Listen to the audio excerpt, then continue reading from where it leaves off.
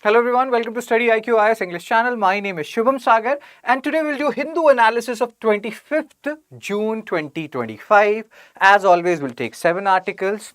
At the end, like today, we'll have a science article, a very interesting science article, a very tricky science article, and we'll have a look at that because there are certain words, lymphocyte, etc., which are involved, which is important because health is one of the topics under science and tech in GS mains paper 3, and most of the people, they don't want to read about that. We'll go there, that is at the end. But first of all, let's start with the first article of the day, which is on page number 12. For first time, India breaks into top 100 in global SDG ranking.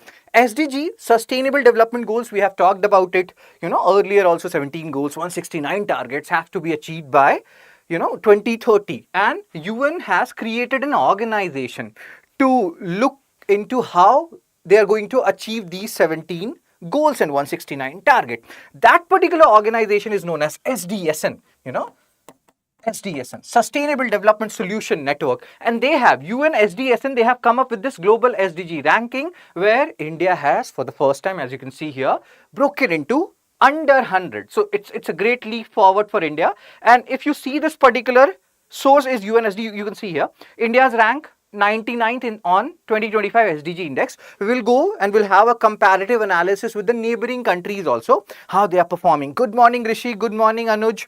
So see, have a look at this. So India's ranked 99th on 2025 SDG index with a score of 67. Now, what does this score signify? Like if you see, China's rank is 49th, India is almost double. China's score is 74.4. So and again, US is 44th and their score is 75.2 points. So the basic premise here of these points is like India's score is 67, US score is 75.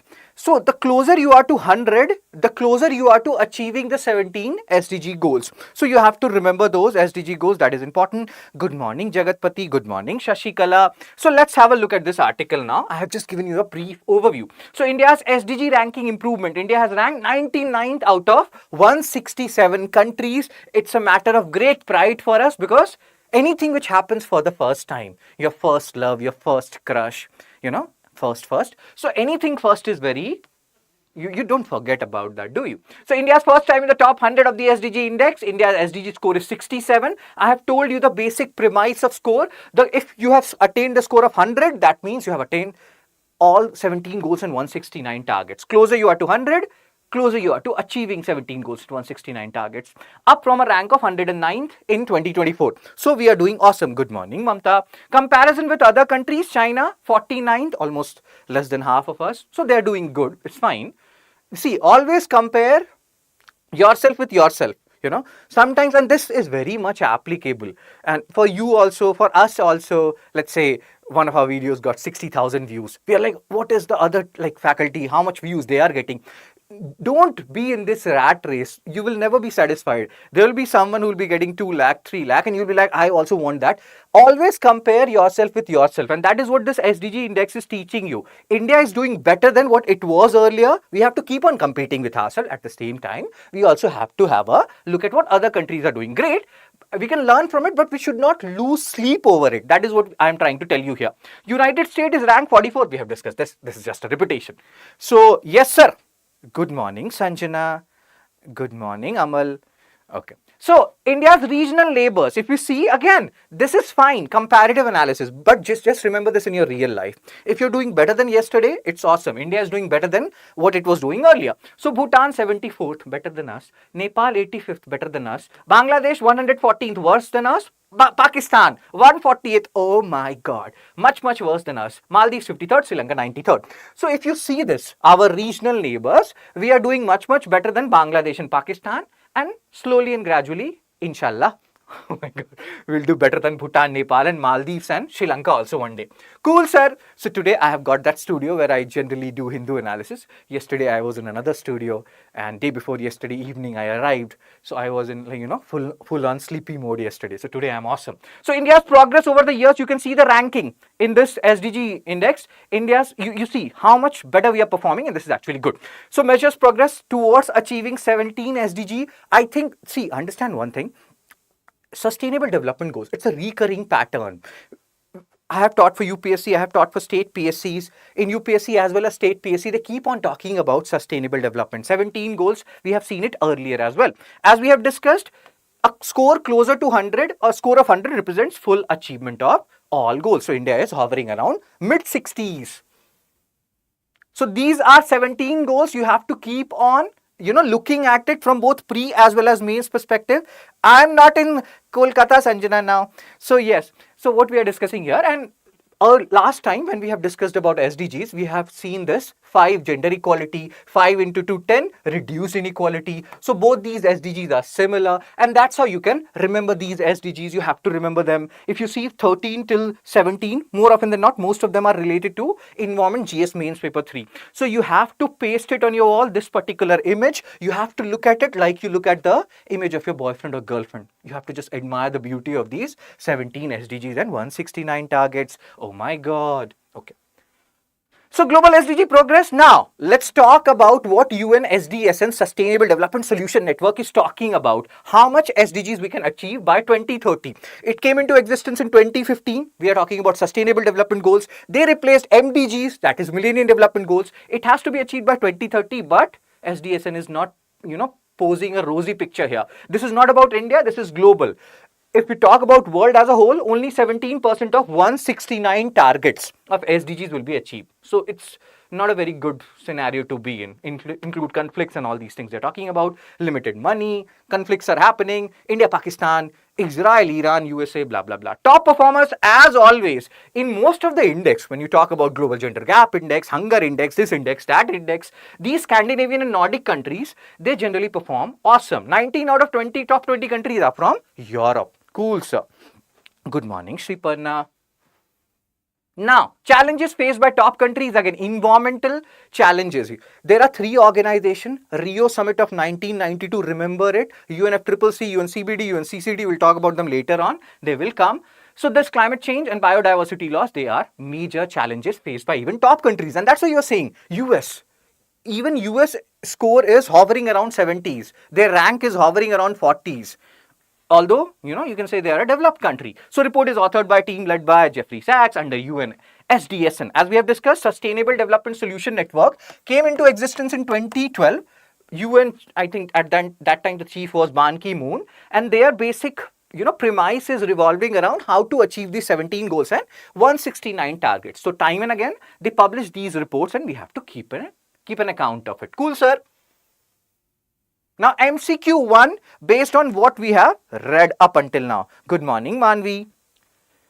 There's one editorial which I studied today, and I was reading. I was, oh my God.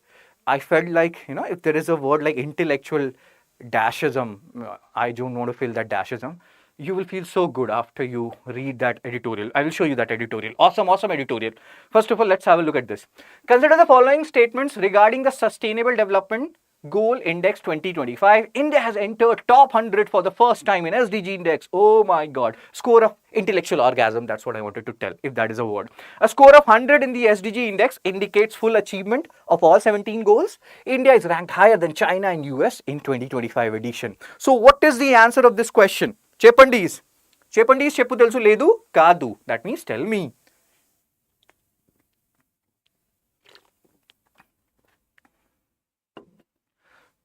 So, Mamta, Anuj, Amal, when they have given the answer, India has entered top 100 for the first time. In our time, there used to be a song, Pehla Pehla Pyar Hai. That means for the first time, I have done love. For the first time, India has entered top 100. So, this is correct. So, if first is correct, just eliminate B. You're left with ACD. Score of 100, that's what we have discussed. India is in 60s, US is in 70s. And if anybody attains 100, now your homework is, we have seen 90 out of top 20 countries, they are from Europe, Finland, etc. They are doing good. Find out their score. So yes, score of 100 indicates full achievement. So second is also correct. If second is correct, eliminate option B, C. You're left with A and D. India is ranked higher than, no, India is not ranked higher. India is ranked lower. In fact, India's rank is 99. China's rank is 49. So we are not doing better than China and US. A, 1 and 2. But as we have discussed, sooner rather than later, we will do better than China and US. Let's hope for the best, because as our Honorable PM Sir says, we have to become a developed nation by 2047. And we will. You people will ensure that. So, MCQ 2. Sustainable Development Report is published by which of the following organization? UNEP, WEF, UN SDSN and World Bank. So Mamta, Anuj, Amal, Vin, Sashikala, Rishi, Nandan, you people have given the correct answer.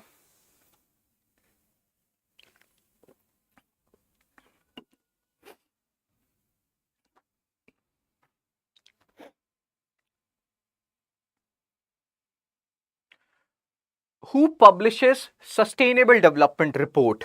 So Mamta has given the answer. World Economic Forum publishes Sustainable Development Report, Mamta. And what about other people? What a voice. Thank you, Sanjana. In our school, there was a girl. Her name was Sanjana Mishra. I don't know where is she now. Very good girl. So yes, sir, SDR report is published by SDSN. We have discussed this. We are talking about SDSN, Sustainable Development Solution Network, right? So who answered it? C. Mamta answered. So this is C, right? This is not B. Amal has answered it. Shashikala answered it. So SDSN. Cool, sir. Now this is the article I was telling you about, that this kind of article can give you intellectual orgasm if you understand this article. Awesome article, like awesome editorial. Once in a, like, Hindu is awesome. We keep on talking about Hindu editorials and opinion. Indian Express explained. They're actually awesome. But even in those awesome things, this is very awesome. Okay, let's focus. So, need for gender equity in urban bureaucracy. What Karthik Session, who is a senior manager policy and insights, Janagrah, is saying that, see, 73rd, 74th amendment came, panchayats, municipalities, they talked about providing 33% reservations to women, reservation of seats to women. And there were many states, around 17 states, one UT, which gave as much as 50% reservation. Awesome. But then he is talking about bureaucracy. He's talking about IAS, IPS officer. How many women belong to that category, IAS, IPS officer? Then he's talking about urban infrastructure. He has written one very interesting line. I will show you that particular line and then I will tell you the whole story.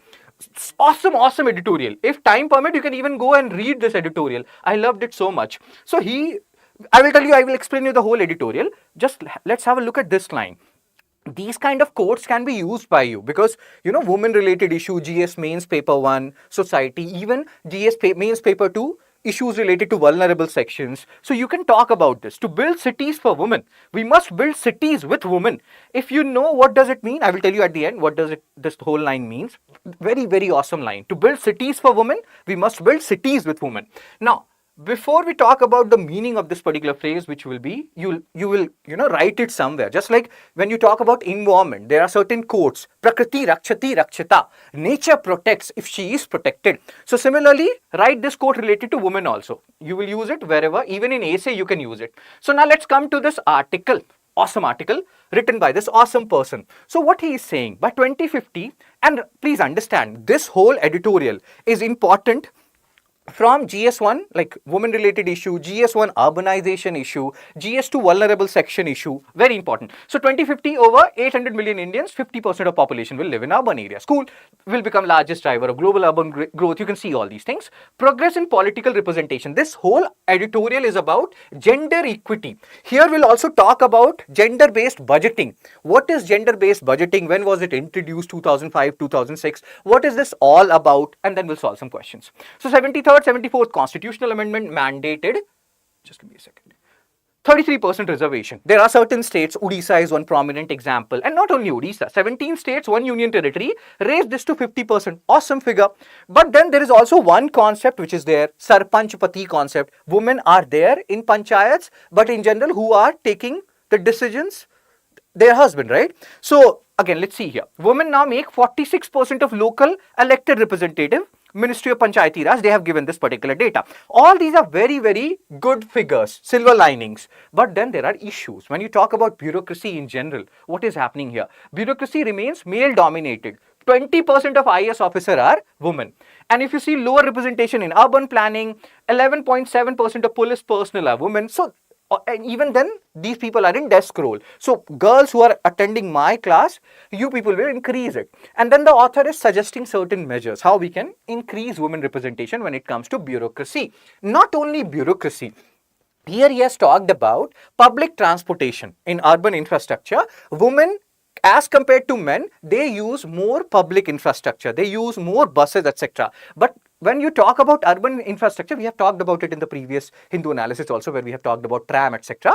You will see that rather than promoting public buses, etc., we promote some other means which are not that much used by women. So again, the author is saying that you have to take into consideration what things women use, and that's why that particular quote is there. We will talk about it. Let's first of all see this. Women use public transport more, making again you can see this study, 84% of women, they use shared public transport. Why they are saying this? Because they are saying that if you talk about gender based budgeting, if you talk about urban planning, you have to, if you are making, let's say, urban areas, you're making infrastructure for women, you should make it with women. That means involve women in these planning. Women, when you involve women in governance aspects, in bureaucracy, they will tell you all these things, that yes, we should increase more public transport. And it has been seen. Let's take the example of Tina Dabi or any other IS officer. When women IS officers are there, they are a little bit more empathetic towards women cause. And again, hope you are understanding where we are going with this. Urban planning often favors mega projects over local safety or access. So again, you are not involving women enough. 60% of public spaces in 50 cities were found poorly lit according to safety pin. Again, if you have more women bureaucrats, more people, women people like in governance, then these things will be taken care of. Few women in policing, again, policing undermines community safety initiative. So the basic premise, again, if we go back to that particular line, that particular quote, I will come back to all these things. Let's again go back. And then we'll see the example, the best practices, etc., etc. So this is the line. To build cities for women, we must build cities with women. So if you're building cities, if you're talking about that, we want to, and cities for women as well as vulnerable section, include women in the policy initiative, include them in governance aspect. Don't just like, all 90 males are deciding for women what they should be doing. No. If you're building cities for women, you should build cities with women. Hope you're understanding.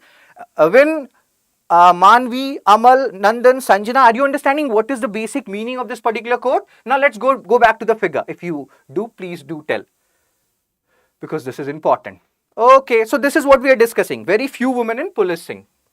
Now, value of women in bureaucracy, women officials prioritize water, health, safety, that's what we are discussing. And that's why we need more women bureaucrats. Improve public trust and empathetic enforcement. Empathy, sympathy, compassion. These kind of words you will hear a lot in ethics as well. And then gender sensitive governance needs gender diverse institution. You need more women representation. Now, gender responsive budgeting, GRB, very important from both pre as well as mains perspective. They can ask you this. When was this gender responsive budgeting introduced? 2005, 2006. What happens in this gender responsive budgeting? Do they, separate budget for women or allocate separate budget for women? No, that is not the case. They are just trying to ensure, if let's say 100 rupees the budget, how much is being invested for women development. That is what we are catering to in gender responsive budgeting. We are not creating a separate budget for women. Do keep these points in mind. So again, Delhi, women only buses, street lighting. Now again, you people may feel like, sir, these issues, they like, women only buses, street lighting, etc. Women only buses are fine, but free women only buses, how far that is fine, that can be debatable. Tamil Nadu applied GRB, you can see these UTs and states, they are prime example of GRB, implementation of GRB. From exam perspective, do remember the year, do remember the fact that there is no separate budget allocation for women. Yet implementation suffered due to weak monitoring, poor institutional capacity. As you can see, these are some example. It's not uniformly implemented in all the states when we are talking about gender responsive budgeting. So remember this is a very, very key word, like gender responsive budgeting. Hope you have heard about it. Now, if you talk about world in general, Philippines, 5% of local budgets for gender programs, Rwanda, Uganda, South Africa, there are different countries, Mexico, they're also doing a lot when it comes to gender responsive budgeting. Cool. Path forward, need to go beyond political quotas. You're giving 33% reservation, you're giving 50% reservation, but you have to include women when it comes to governance role and not just for token measures. So require systemic reforms in recruitment, retention and promotion, affirmative actions, reservation. Again, people may feel like, oh my God, again reservation. But author is saying that we need affirmative actions, we need quotas. In some state PSCs, there are seats which are reserved for women. So author is welcoming that. And conclusion, Urban development must be inclusive and equitable, as we were talking about public transport, public infrastructure used by women. But when it comes to urban planning, we are not paying that much importance to buses and all those. In the previous lecture, when we have talked about infrastructure, we have talked about this. You have 60,000 buses, how many lakhs buses you actually need. Do see those figures, approximately what figures were there. So again, if women is included more in these governance initiative, maybe we will have more public buses, more public infrastructure. Good morning, Satyajit. So again, models like Kudumba Shri. See, understand one thing, in GS mains paper 2, you will read about NGOs, you will read about SHGs, you will read about pressure groups. So this Kudumba Shri is a SHG, self-help group. People of similar background coming together for a common cause. So Kudumba Shri in Kerala is a very prominent example, where people, like women from similar background, they are coming together, they are pooling resources, helping each other. So again, people can learn from Kudumba Shri. Hope you have heard about Kudumba Shri. Cities work better for all when they reflect women's lived experiences. So we have to inculcate women's ideas, approaches when it comes to governance. To build cities for women, we must build cities with women. If you are building cities for women, please include women in governance initiatives. Cool, sir. Now let's solve some questions.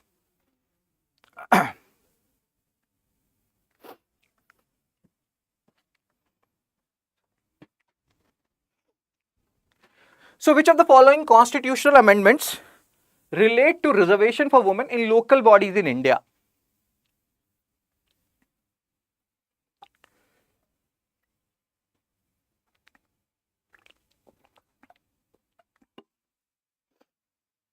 "42nd and 44th Amendment, 73rd and 74th Amendment, 86th and 87th Amendment, 61st and 62nd Amendment." So Amal, Anuj, they have given the answer. Mamta has given the answer. And Priya has given the answer. The answer is 73rd and 74th Amendment. That's what we have discussed. Now your homework is read about the other options also. 42nd Amendment, mini constitution, Indira Gandhi, 44th, 86th, 87th, 61st, 62nd. What these amendments are all about. Because amendment as your main syllabus is there in GS mains paper 2. I think topic 1 is there, in which you have basic structure, historical underpinnings and amendment as well. So important from both pre as well as mains perspective. PYQ for UPSC 2016. This is a question which is related to, again, if you know the answer of this question, try to solve it. Even if you are not able to solve it, it doesn't matter much. Just don't make mistake once, again, if you get similar question. No issues, Priya. Chepandi. Chepandi means how are you? I use Chepandi for anything and everything. Chepandi, Chepu. These are very cute words. If you go to, Andhra, Telangana. We'll talk about Andhra, Telangana today as well. So, Mission Indradhanush, launched by Government of India, pertains to, see, there are two Mission Indradhanush. One Mission Indradhanush is related to public sector banks, their revitalization, that. And second mission Indradhanush 7 colors. So it is related to immunization program, where they are doing immunization of children and pregnant women related to whooping cough, pertussis, like there are different disease, and they're catering to that. So again, even if you don't know about it, it doesn't matter. We are talking about women related issues and women governance, policing and all those stuff. So that's why I included this question. And the more you solve these PYQs, the more you will realize what areas they ask questions from. Now you will also read, this is your homework, you will read Mission Indradhanush of public sector banks, what that Indradhanush mission is all about. So the answer here is A, immunization of children and pregnant women. Very good. Now let's talk about, I think this is third article of the day if I'm not wrong. Rajnath Singh likely to discuss regional peace at SCO meet. So he is likely to discuss. Shanghai Cooperation Organization will be there in the subsequent lectures as well. So that's fine. The basic premise why I have included this article here is just to tell you something about Shanghai Cooperation Organization. It was initially Shanghai, Shanghai 5, and then Uzbekistan joined in 2001 and SCO was created, Shanghai Cooperation Organization. Their headquarters is in Beijing. Now the name is Shanghai Cooperation Organization. So sometimes they can give you the headquarters is in Shanghai. You'll be like, yes, yes, yes. The answer is no, no, no. The headquarters of SCO is in Beijing, not Shanghai. Don't go by the name. The latest country, like India and Pakistan, they joined in the same year, I think 2017. And you do check that out. the last country which has joined SCO is Belarus. There are total 10 countries in SCO. There's one particular entity which is related to SCO which is known as RATS. What is RATS? Which is there in our house? No. RATS is Regional Anti-Terrorist Structure. Rajnath Singh sir, he is like, we all love him because there was a time when he used to do Kadi Ninda. Kadi Ninda means excessive criticism. Whenever certain things happened, Rajnath Singh sir used to say that I am doing Kadi Ninda of this and that. So he became very famous. That's just a joke. He is awesome. One of the best leaders we have. So Rajnath Singh sir, he will be going there. He will be meeting the defense ministers of other countries, and that will be happening. This whole SCO defense ministers meeting will be happening in Qingdao, China from June 25 to 26. This whole thing where it is happening, defense ministers meeting, date, etc., not important from UPSC perspective. All the other things which we are talking about, regional anti-terrorist structure, RATS, they can ask you, RATS is associated with SCO, your house, your boyfriend's house, your girlfriend's house. The answer will be RATS is associated with SCO and not anything else. Regional anti-terrorist structure. One basic premise, one basic discussion which keeps on happening in SCO is about the definition of terrorism. There is no universal definition of terrorism. Why? Because one country's terrorist become other country's freedom fighter. Oh my God. Okay. Let's focus on the article now. So this is the article. Defense Minister Rajnath Singh will lead a high-level Indian delegation. You can see here, Qingdao, China, from June 25 to 26. Today is 25. So maybe he's on his way now. So agenda of the meeting, discussion will focus. Again, these are Bol Bachchan, bro. Bol Bachchan means, obviously, if he's going to attend an international organization, he will talk about peace and security, counter-terrorism. All these Bol Bachchan you can always do in your mains answer. You know they are going to talk about these things. That's fine. He's a defense minister, so obviously he will talk about defense cooperation. He will not talk about whether mango is sweet or sour. No. So India's expected message reaffirms India's commitment to SCO principles. You can see here, advocate for joint efforts, enhanced trade, economic cooperation, all these things they will talk about. Awesome, we love it. Now for exam perspective, what is important? SCO. How many countries are there? Headquarter, etc. India's importance to SCO. India views SCO as a wide. Now see, understand one thing. I told you one particular aspect related to Lukashenko, president of Belarus. Very good, Rishi. I told you India and Pakistan joined at the same time. And we did not like it much because, you know, there is a dehyphenation between India and Pakistan. You cannot compare us with Pakistan. Pakistan should be compared to North Korea. And time and again, China tries to ensure that, you know, India and Pakistan, they are talked about in the same vein. And we don't like that. So there are certain things which we have to understand when we are talking about SCO in general. Fine. So SCO's principle organization is based on principles such as sovereignty, obvious. Again, territorial integrity, non-interference, mutual respect. This may remind you of Panchasheel principle. Again, you will read about it later on as well. Cool. So again, you can see all these jibber jabber. Important. These things are much more important. Background of SCO. So SCO established in 2001. Remember it, in 1996, it was Shanghai 5. It was not SCO then. Uzbekistan joined it. Then it became SCO comprising of 6 countries. India and Pakistan, they joined in 2017. 8 countries. Then Iran joined. And the last country which joined is Belarus. So Belarus. Russia's all-weather friend. Russia has even, you know, established some nuclear warheads in Belarus, which led to France saying that they will establish nuclear warheads or set up nuclear warheads and in different countries of Europe. So God knows where we are going with that. So these are current SCO members. We'll talk about Shanghai Cooperation Organization in detail later on also because it will be in news. Okay, sir. Let's solve MCQ 5. This is not related to this article. This is related to previous article. That was important. Gender responsive budgeting. Try to solve this question. Consider the following statement regarding gender responsive budgeting.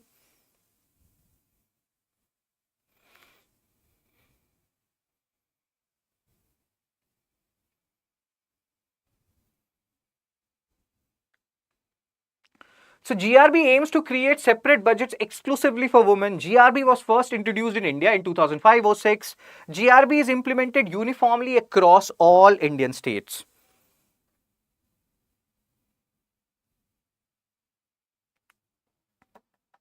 So Amal has given the answer. GRB aims to create separate budget exclusively for women.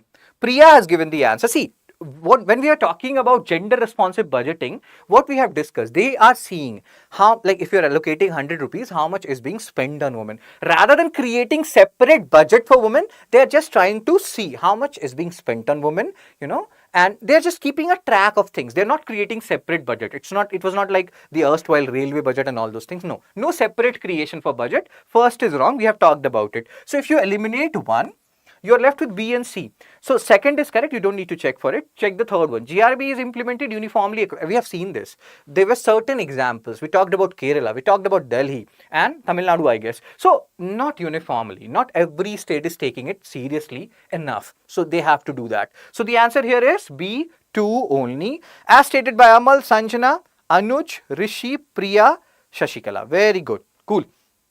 And Nandan also tried it. Cool, sir.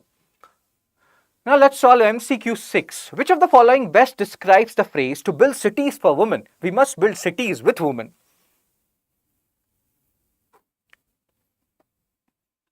I want you people to remember this phrase.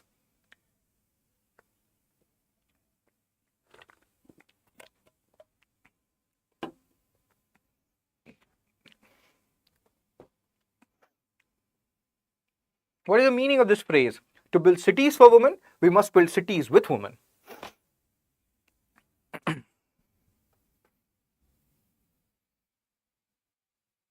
Urban spaces should be exclusive for women. Urban development should focus only on political representation. Obviously, these only words, these are extreme words. Keep it in mind for, actual UPSC exam also. These are extreme statements. Extreme statements are more often than not, they are wrong. Women should actively participate in urban planning and governance. Men should make decisions on behalf of women in city planning. So what is the answer here? As Amal, Sanjana, Priya, Nandan, Shashikala, Rishi, Sriparna, Satyajit, they are saying women should actively participate in urban planning and governance. Very good. MCQ 7. Consider the following statement. SCO established in 1996, India and Pakistan became full members of SCO at the same time. Headquarter of SCO is located in Shanghai, China. So which of the statement is correct?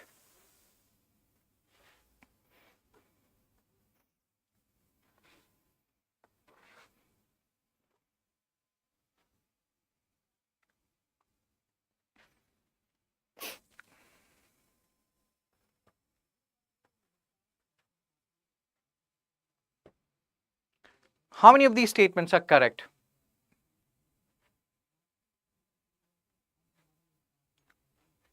Anuj has given the answer. Priya, Amal, Shashikala, they have given the answer. So Shanghai Cooperation Organization not established in 1996, established in 2001. This is what we have discussed. So first is wrong. First is wrong, A and D gone. Always do option elimination. Make it a habit. Don't just see all three at the same time. First is wrong. Eliminate options containing one. India and Pakistan became full members at the same time. Yes, 2017. Second is correct. Oh, even you don't need to check for second. You just need to check for third. Headquarters of SCO is located in Shanghai. No, we have just discussed this. Don't go by the name. Shanghai Cooperation Organization. Headquarters is in Beijing. So that means third is also wrong. The answer is B, 2 only. So Anuj, Priya, Amal, Rishi, Sriparna and Satyajit, Shashikala, they give the right answer. Kharbudon, he tried it. Nandan tried it. Cool. Okay, sir. Now let's go to another article. Phase 7 opinion. Troubled waters of Godavari. We have talked about this. Polavaram, Banakcherla link project. Oh my god, this is such a tongue twister. And where we have talked about it on 18th June, like we had a discussion on this, where we have talked about how diversion of water will happen from Godavari to Krishna river. So surplus water from Godavari will be going to the deficit waters of Krishna. Krishna has water deficit. And again, Telangana is not liking it. They are like, no, Andhra Pradesh cannot do that. They cannot transfer surplus water of Godavari to Krishna. This is going against, the Reorganization Act, which was passed in 2014. And this whole thing is happening because Telugu Desam Party of Andhra Pradesh has good relation with Centre. So that's why Centre is supporting this whole project, Polavaram, Banakcherla link project. And here the author is saying that water sharing is a very, very sensitive issue and Centre should tread lightly when they are. Here Centre has even proposed that in this whole project they will contribute 50% and they will do that. And Telangana is not liking it one bit, and that's why it is in news. See, understand one thing. It was in news on 18th June also when we have discussed it. Today is 25th. It is continuously in news. When some news becomes so important, they are being covered in opinion and editorial. That means you have to keep a track of this whole Polavaram Banakachela link project. So keep a track of it. It is diverting water from which river to which river? Godavari to Krishna and Penna basin. Objective to provide drinking and irrigation water to drought-prone Rayalaseema. Now, a to and fro discussion is happening between Telangana and Andhra Pradesh. Telangana is saying you cannot do that, Andhra Pradesh. This is so wrong. Andhra Pradesh is saying that anyway, this whole surplus water of Godavari was going to Bay of Bengal. At that time, you did not have any objection, Telangana. So this is so wrong. Then Telangana is raising another issue that we built another project, something like Rameshwaram, etc. project. There, at that time, you raised issue. So why we should not raise issue? This is so wrong. You cannot do that. Good morning, Mithun. I love your message, Mithun. God bless you. So central government role. Now center has offered to fund 50% of 80,000 crore, and this has not helped the matter. This is making Telangana government more and more angry. Under the river interlinking scheme, so center is saying that we will give you 50% of 80,000 crore. You can do the CSAT here. 40,000 crore will be provided by center, and Telangana is like, you are helping Andhra Pradesh because of TDP government. Both the ruling Congress and opposition. Again, we are not here going into the intricacies of the political fight which is happening. We are just trying to understand that yes, water sharing is a very sensitive issue. This whole project, from which river to which river, they are transferring water for which purpose. Now, but you also have to understand why Telangana government is angry. They are saying that this is a breach of Andhra Pradesh Reorganization Act. You should have at least asked us properly when you are conducting different survey for this project. You should have taken our opinion. You did not, and that's why we are not very happy about it. Telangana accused Andhra Pradesh of pushing the project with center's help due to support from TDP. Do you agree with this, or do you think that no sir, there is no political thing going on here? Center is helping Andhra Pradesh because this is a very valid argument. Anyway, Andhra Pradesh, they have lost Hyderabad. They have lost a very, so they need support from center, and in a way center is trying to help Andhra Pradesh in that regard. We have talked about this whole issue. I'm not going again into the detail of this whole issue. You can go to 18th June 2025 into analysis of mine, where we have talked about this, and this was the image we have discussed. So see here, from Polavaram, they are transferring water. This is Banakachela. You can see this image also. So water will be going like this to Banakachela. Polavaram, Banakachela project. Transferring water from Godavari to Krishna. So surplus water from Godavari to Krishna. And this is the basic premise. Do remember the keywords. We'll solve questions, you will understand what we are discussing here. Now, Andhra Pradesh government, we have just discussed. Chandrababu Naidu sir is saying that, bro, anyway this Godavari water was going into the sea. Godavari has ample surplus water, and he questions Telangana objection since water flows unused into the sea.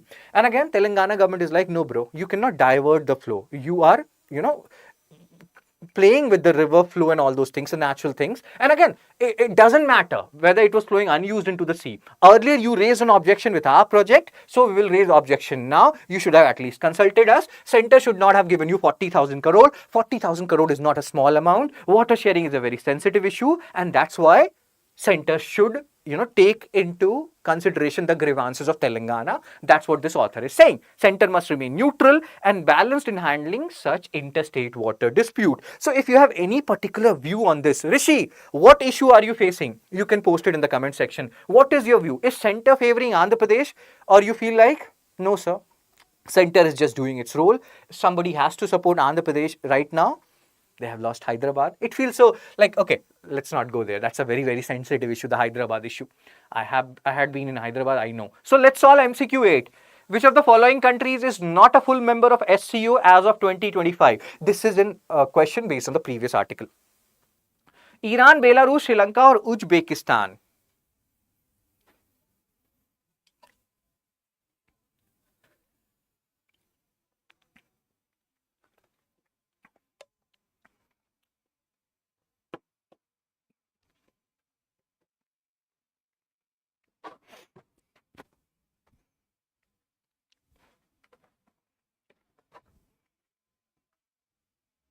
So Rishi has given the answer. Amal has given the answer. Anuj, CH Nandan, All of you have given the answer. Obviously, Sri Lanka. Sri Lanka is not a full member. They are a dialogue country. Like, they have dialogues with SCO. They are not a full member. As of 2025, let's see what happens in future. MCQ 9. Polavaram Banakacherla link project primarily involves diversion of water from which of the following rivers? Krishna to Godavari, Godavari to Krishna, Krishna to Penna, Narmada to Krishna. So, Rishi, Amal, Anuj, Nandan, Shashikala, Mamta, Sanjana, Vin, Chapu, Satyajit, Balaji, everybody answered it. Now, MCQ 9.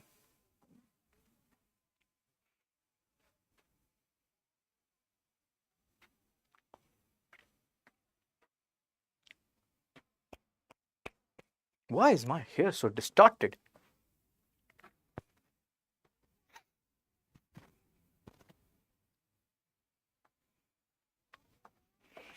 So, who has given the answer for this question? Mamta has given the answer.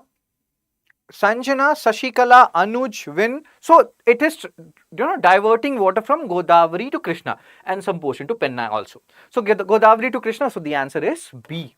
B. Who answered it? Amal, Rishi, Mamta, Sanjana, Shashikala, Anuj, Vin, Balaji. And like Nandan also. Okay, cool. Now, page 6 editorial. Is hypocrisy a new global order? Now this sir here, T.S. Tirumurti, he is a former Secretary Ministry of External Affairs, he of West Asia, former representative of India to Palestinian Authority in Gaza. So obviously he know things better than us, and he has talked about a lot of good, like, interesting things. Iran-Israel conflict is anyway in news, right? So we already know a lot of stuff related to Iran, Israel, US has now become involved. But then there are certain keywords in this particular editorial which are important from exam perspective. Abraham Accord has again come back into the picture. Like, what is Abraham Accord? What this sir is trying to say, hypocrisy, like our honorable PM sir says that hypocrisy ki bhi seema hoti. That means there is a limit to hypocrisy. And T.S. Tirumurti sir is talking about hypocrisy in this article. So he is talking about certain stuff that, there is a ceasefire which will happen now, and Iran has fought bravely, all the stuff. Israel is doing its own stuff. Now, earlier, Iran was a threat to Israel, and there was a power dynamics which was going on in West Asia. Saudi Arab, they don't like Iran, so to say. But now, Iran is not much of a problem in West Asia. Now, different West Asian countries will shift their attention to Israel, or maybe not. So the dynamics have shifted now. Iran, they have non-state actors who they used to sponsor when you talk about Iran. Hezbollah, Hamas, Houthis. So according to T.S. Tirumurti sir, Hezbollah, Hamas, they have been controlled to a certain extent. Houthis are still having certain say. But all in all, Iran influence has died down considerably after what has happened now. So let's talk about this whole issue, what T.S. Tirumurti sir is saying. Bombing of Iran by Israel and US, West Asia, again you can see here, the action has tacit open support from most regional and global power. This is actually very, very surprising. If you see the history of last 50-60 years, West Asia, countries siding against Israel. After Abraham Accord, what is Abraham Accord? Around 2020, and even before that, efforts were made. Israel signed treaties with Bahrain, UAE, and then Sudan and Morocco. All these countries, they joined to have somewhat stable relationship with these countries, with Arab countries. So that was Abraham Accord. That was a global paradigm shift when it comes to West Asian relationship and how things used to pan out in West Asia. So let's talk about this. We'll go to Abraham Accord. So even Russia and China, and this is actually very surprising, and that's why we are continuously saying that now hypocrisy is the new global order. Russia and China, they have partnership with Iran. Did they do anything about it? What happened in Iran? Nothing. So again, when you talk about India-Pakistan war, what stance was taken by world in general? Non-aggression, de-escalation, these were the words which were used when India and Pakistan, the so-called war and Operation Sindoor was going on. Although we did not start it, they killed our tourist, and that was cold-blooded murder, so to say. So what we are trying to discuss here is same stance has been taken by India also, de-escalation. Now the author is saying that forget about India. World in general is talking about de-escalation. Author is saying that this is nothing but pure hypocrisy. There is one aggressor. There is one victim. Iran did not escalate the matter. Israel, even if they don't accept it, we know Israel has nuclear arsenals. So Iran was just doing the enrichment facility. Iran did not attack Israel. Israel started the whole thing. So you cannot equate aggressor and the victim. This is nothing but, hypocrisy. And that's what author is saying. We'll talk about that. We'll go there as well. So hypocrisy, meme fan, exactly. So shift in regional power, Iranian nuclear threat has been neutralized. So now Israel is the sole nuclear power in the region. Israel, US maintains a significant military presence in this particular region to ensure no challenge to Israel. So can we say that Israel has become a major, the biggest power in West Asia? Let's see how Saudi Arab reacts to that. So we have to wait and see now. So Iran's role and regional dynamics. Gulf countries previously feared Iran's ideological and military reach. In the previous videos also, Hindu analysis, we have talked about Iran, how shrewd and intelligent they were, they used to support non-state actors like Hezbollah, Hamas, etc. Author is saying that Iran regional proxies have been largely dismantled when you are talking about Hezbollah, Hamas. Houthis are still having some say, but all in all, these non-state actors whom Iran used to sponsor earlier, they are no longer that active. Gulf nations have supported Abraham Accord. We have discussed this Abraham Accord, Israel signing treaties with UAE, Bahrain, then like Morocco, Sudan, all these countries later joined, Sudan and Morocco. So that was Abraham Accord, shift in relationship between Israel and Arab countries. So again, doubt over unchecked Israeli power. So now Israel is the sole or biggest power in West Asia. As we already know, Israel has a very complex relationship. Abraham Accord has been signed. That does not mean these. You can understand what is going on here. West Asia is becoming more and more complex with each passing day. With Iran weakened, Gulf countries may now fear an unstrained Israel, but it is unclear if they can or will act. So again, all these things, this whole Israel-US nexus and everything which is going on, they show that power corrupts, absolute power corrupts absolutely. Even if power does not corrupt, you have to be powerful. Even if you're not, pretend to be, no one can tell the difference. Nobody is saying anything to Israel. And everybody's talking to Iran for de-escalation. Iran responded by attacking US military base. So now US has also directly got involved in this whole thing. So Iran is like, we have to, protect our sovereignty. This is a do or die matter for us. So they attacked US military base in Qatar and Iraq. Qatar has taken it personally and they're like, you are violating our sovereignty. So again, let's see how this whole thing pans out. Iran existential crisis. Again, why they are doing what they are doing? Like Israel and US, what is their basic objective? Again, they don't want, Iran to make nuclear bomb. That is obvious. They also want to change this regime in Iran. They want a friendly regime. Author is saying you don't have proper alternative in Iran. You don't have, like we talk about India per se, there are certain people. India has locked on with such a radar lock that America's F-35 cannot fly. It's a right or wrong tell. I think it's right, Rishi, F-35B, yes. So what we are trying to discuss here is, there's no viable alternative. And that's what author is saying. If, Khamenei goes, who will come? We don't know. Even in the previous videos, we have discussed Benjamin Netanyahu endgame. And there we have talked about they also want to eliminate the supreme leader of Iran, Khamenei. Let's see how that thing pans out. Again, not a very rosy picture. There was also a talk, there was also an editorial whether Israel is getting converted to a rogue nation or not. They have captured territory of Lebanon, Syria, Gaza, things are going on. And now Iran. A US brokered ceasefire between Israel and Iran was announced unexpectedly, tongue twister. This provides Iran a face-saving exit. So we know, we have seen the numbers and how much Iran was impacted, how much Israel was impacted. So when we were seeing the numbers, when we have discussed about Fordow nuclear facility in Iran, which was not that impacted, which is one of the most fortified nuclear facility in Iran, deep inside the hills. There we have seen the numbers in that video, in that Hindu analysis. And there we have discussed that Israel is also getting impacted, but the impact on Iran is much more. The ceasefire may also have been driven by US concern over broader regional escalation. So now US will be interfering more and more in West Asia. How will Russia and China react to that? Up until now, they are in a passive state. So again, we have to wait and see how this whole thing pans out. But not a very rosy picture for West Asia. And then there are talks about Jewish apartheid state. What is the basic meaning here? There are certain terms here.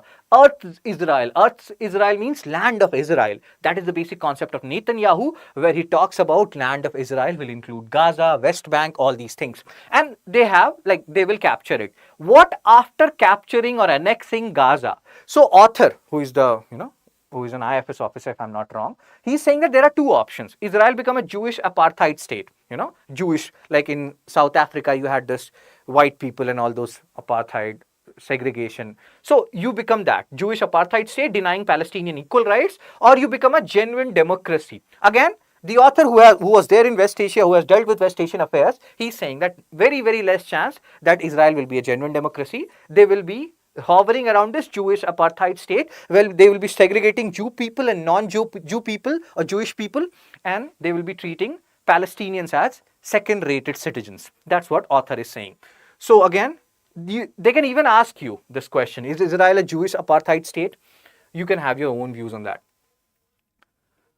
And again, what is the stance of West Asian countries on that? How come they are not saying anything? Earlier, this was a biggest issue when it comes to, Israel and the West Asian countries, the Arab countries. Now everybody is silent because US is such a big vocal supporter of Israel. Nobody is saying anything. Gulf countries inaction on Palestine. Gulf countries have largely abandoned pressure on Israel regarding Palestine. And yesterday we have also talked about Pakistan. What is their approach on Iran and Israel? Ideally, they cannot support either Iran or Israel, because Iran, Shia Sunni conflict and then border issues, competition for Afghanistan. There are so many dynamics involved when it comes to Pakistan and whom they should support. Iran is their rival, Pakistan's.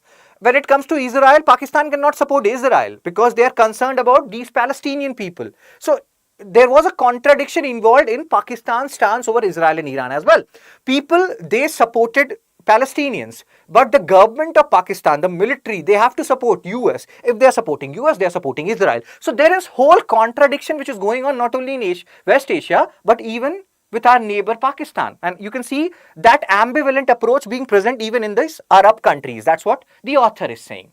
And India's position. India has remained neutral. The same thing which was being told to us during India-Pakistan War, Operation Sindoor, de-escalation. So we have we have reiterated the same thing. Called for de-escalation. A diplomatic stance echoing advice it received during Operation Sindoor. So when Operation Sindoor was going on, when our tourists were cold-blooded murdered by Pakistani terrorists, at that time we were being told to de-escalate matters. So same thing we are doing now, de-escalate matters. Both of these, Israel and Iran. You can see here, Israel military ally. There was a UPSC PYQ related to Barak anti-missile, and we have taken it from Israel. In fact, we have jointly developed it. So military ally. Israel helped us during Kargil war as well, and they have helped us in so many different ways. Iran, very, very important. Chabahar port and, oil and all those things. So Iran, economic partner, Israel, military ally, we cannot make any of them unhappy. So we are talking for de-escalation, as world talked about it earlier. But let's forget about India for the time being. Author is saying that this is international hypocrisy. Why? Because you cannot equate aggressor and victim. Israel and Iran, they are not at the same pedestal. Israel is the aggressor, Iran is the victim. And if you're doing that, if world is doing that, they are doing nothing but hypocrisy. So the global call for de-escalation ignores questions of justice, aggression, international law. And again, this is a recurring pattern. It has happened during Russia-Ukraine war, India-Pakistan war, US supporting Pakistan directly, indirectly. We know what happened. So again, this is international hypocrisy, and this is continuously happening. Not good for us, not good for the global order. So hope you understood this editorial written by a very influential person. So his words matter. If we again go back, he is this guy, T.S. Tirumurthy sir, former Secretary, Ministry of External Affairs in charge of West Asia and former representative of India to Palestinian Authority in Gaza. So his words matter. And hypocrisy is the new global order. Okay, sir.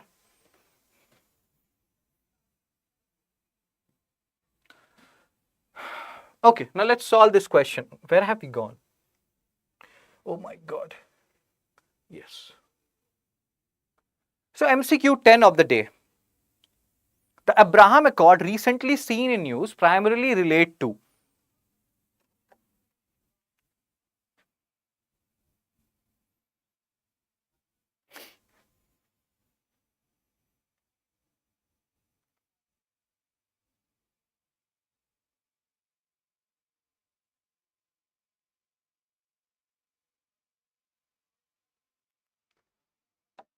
Nuclear disarmament treaty in West Asia, normalization of relations between Israel and Arab countries, ceasefire agreement between Israel and Iran, formation of a new economic bloc in the Middle East. See, you may or may not agree with, this former IFS officer, but this is giving you one particular perspective that, aggressor and victim, they are not same. So Priya, Rishi, they have given the answer. Abraham Accord,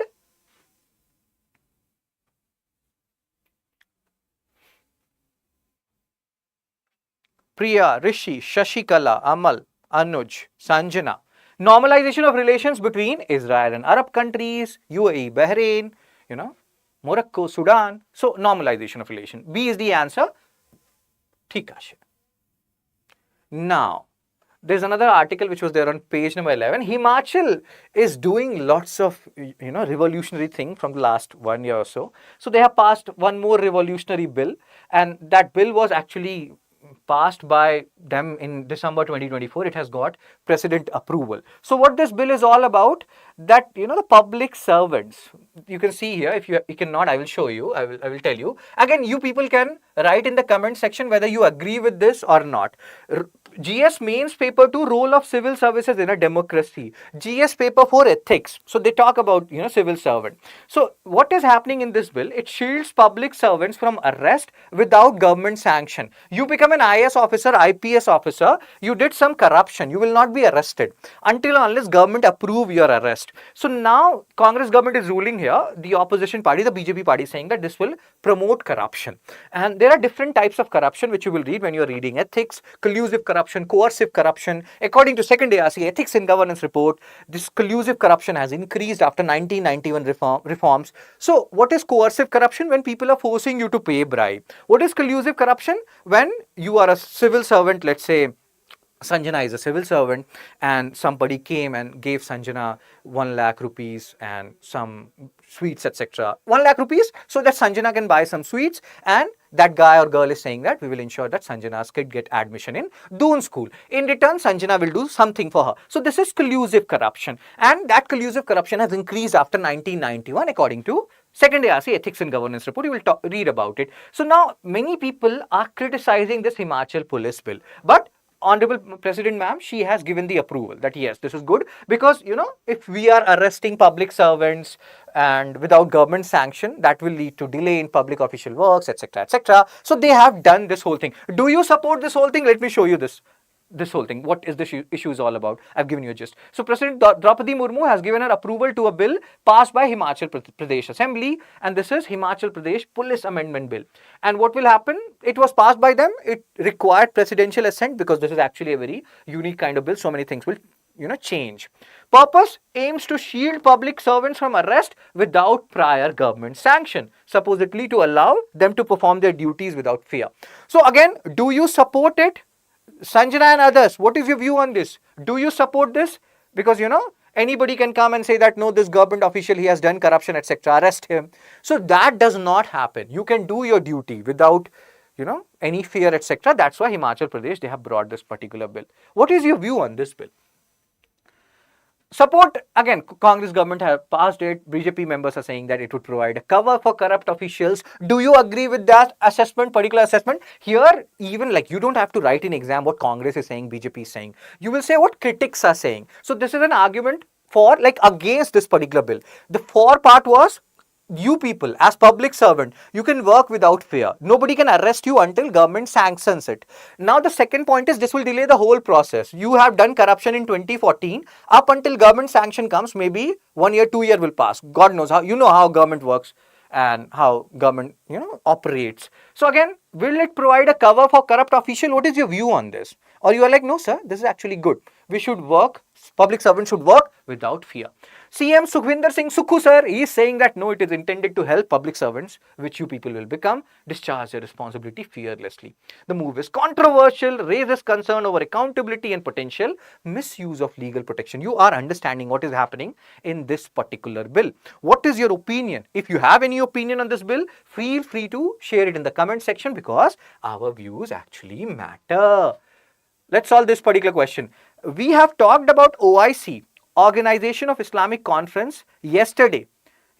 Yesterday analysis, Hindu analysis, we have talked about OIC, what they were saying about India. There we have discussed OIC, Al-Aqsa Mosque, where is their headquarter, and 50 plus countries, voice of Islamic world, mainly influenced by 3 major Islamic countries. So, and we have talked about this. So what is the answer? This is the PYQ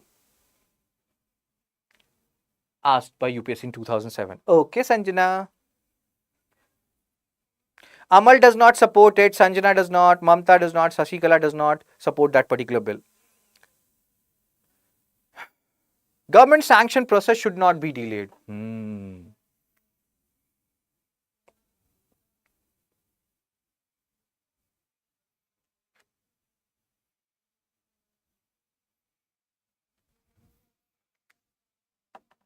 So the headquarter of OIC is in?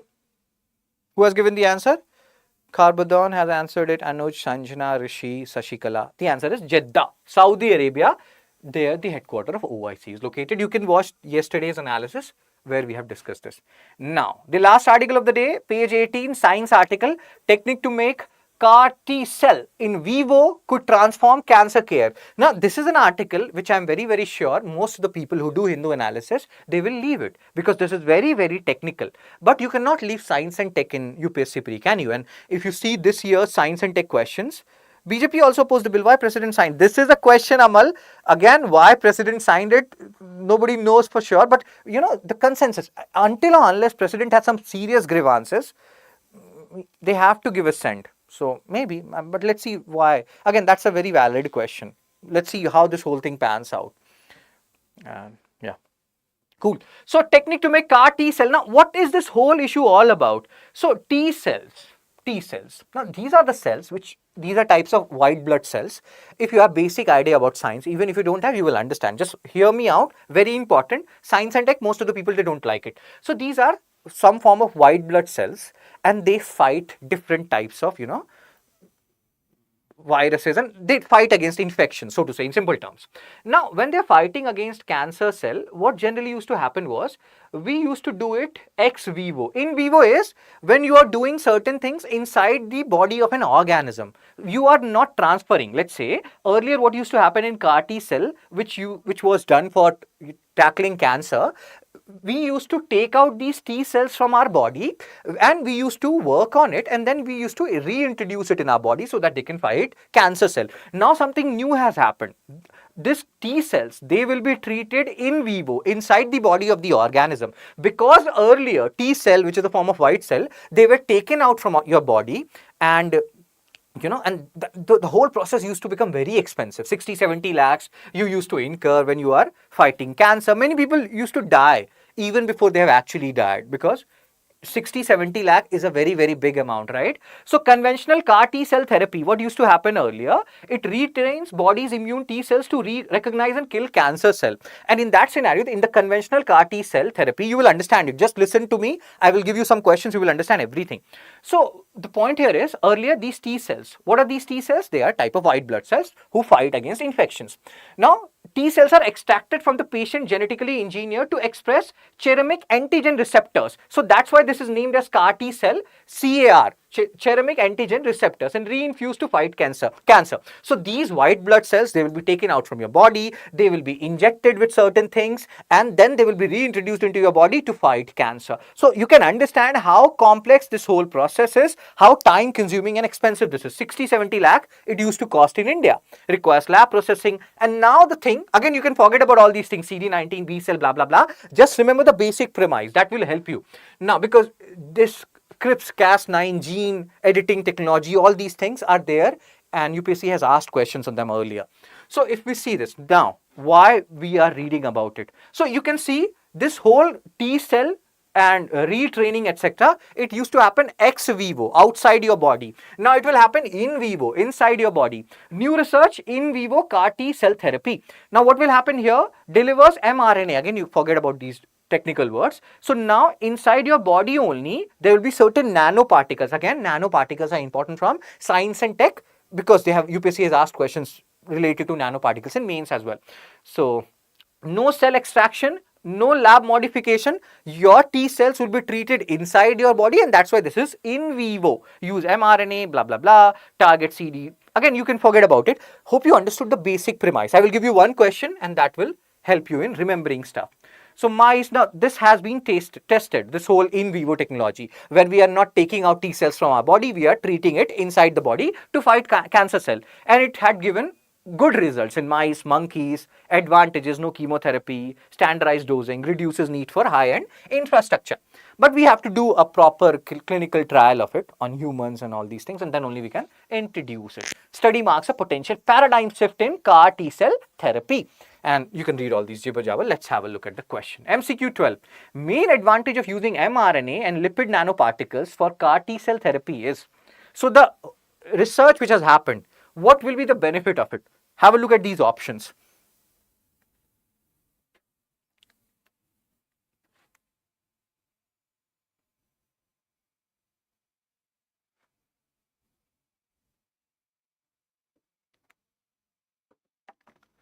Permanent genetic changes, reduce immune system involvement, in vivo engineering without lab-based cell extraction. And the fourth option is increased chemotherapy doses. So what will happen with the changes which has been introduced? Very good here. Carbodon has answered in vivo engineering without lab-based cell extraction. This is the benefit. Oh my God. Iba, Kordor, Carbodon, Shriparna, Amal, Sanjana, Anuj, all of you have answered. In vivo engineering without lab-based cell extraction. Hope you understood the basic meaning of in vivo technology. So I will share this particular PDF along with the answer of how many questions we have done today. 12 questions. And also remember, Praveen Shar will be taking at 3 p.m. today, Ask Me Anything session. And that will be,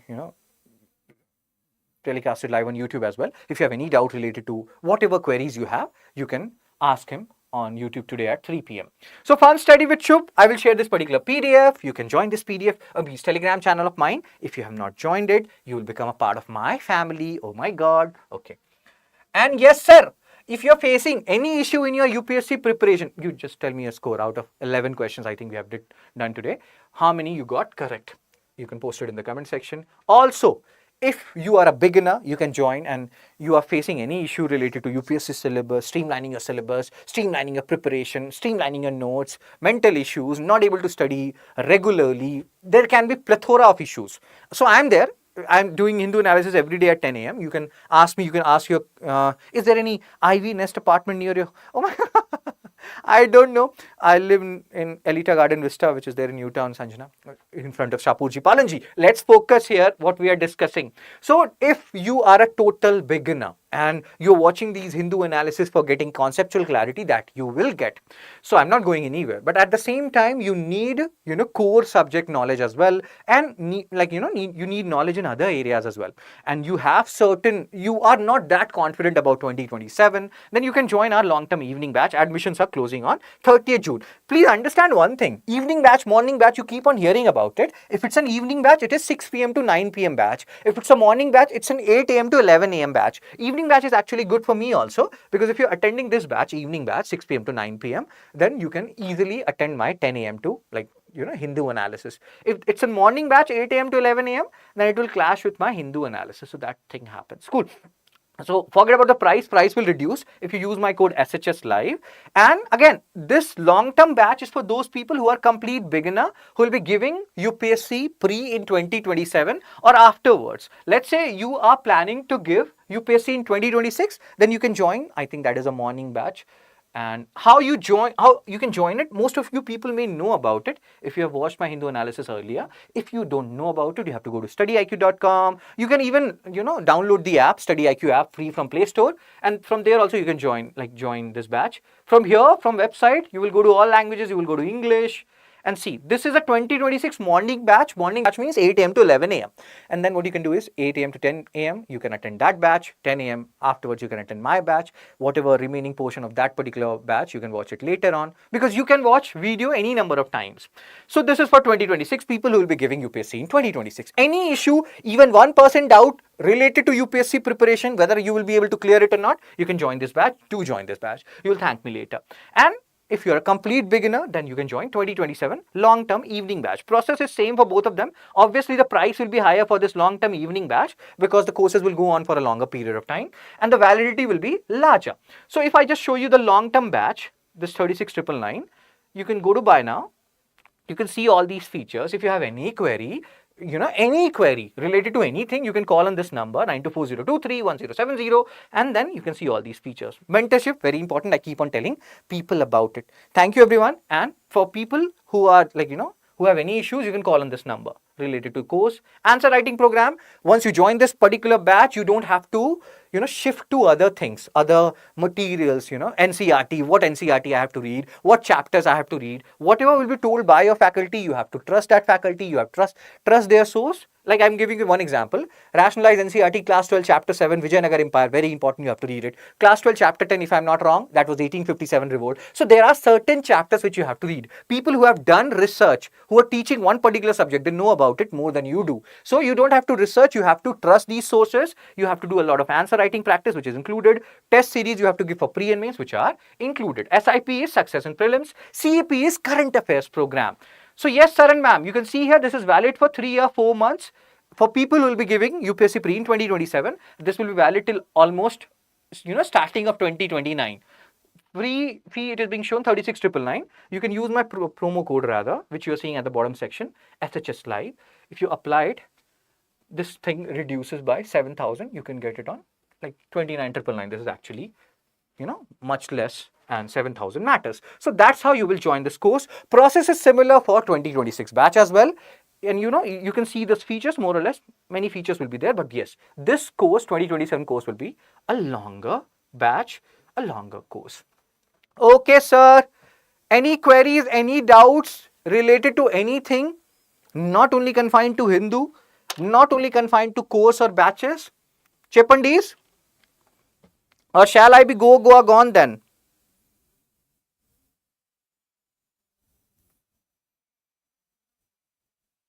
Then I will see you people tomorrow at 10 a.m. And if you have missed any previous Hindu lectures of mine, you can watch it, and that will give you more conceptual clarity. And thank you, everyone. Thank you, Shriparna, Anu, Shashikala, Rishi, Priya, Amal, Nandan, Sanjana, and other people. Yes, PDF Kharbadun will be there on this Telegram channel of mine. I will upload it by today evening. So I have just shown you this.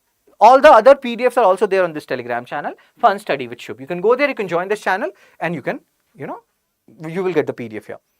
Thik cool, sir. So I'm going now.